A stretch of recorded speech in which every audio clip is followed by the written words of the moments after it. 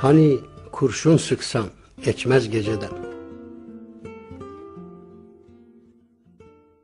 Yiğit harmanları, yığınaklar, kurulmuş çetin dağlarında vatanların, dize getirilmiş haydutlar, hayınlar, amana gelmiş, yetim hakkı sorulmuş, hesap görülmüş, demdir bu.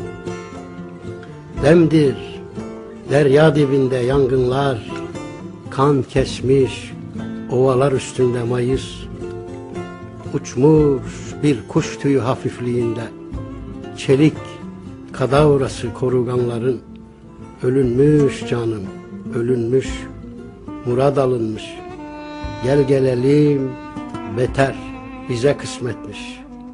Ölüm böyle altı okka koymaz adama, susmak ve beklemek müthiş.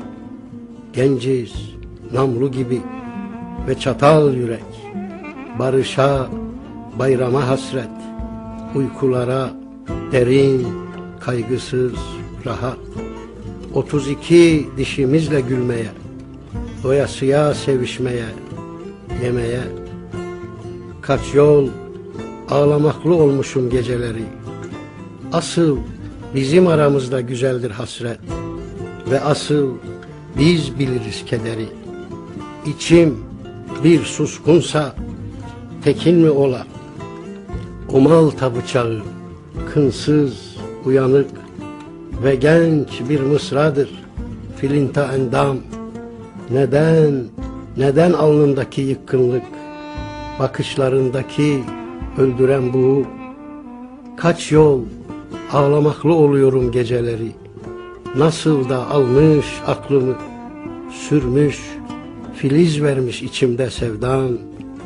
Dost düşman söz eder kendi kavlince, kınanmak yiğit başına. Bu ne ayıp ne de yasak, öylece bir gerçek kendi halinde, belki yaşamama sebep. Evet, ağlamaklı oluyorum, demdir bu. Hani kurşun sıksan geçmez geceden, anlatamam nasıl ıssız, karanlık ve zehir zıkkım cigaram. Gene bir cehennem var yastığımda. Gel artık,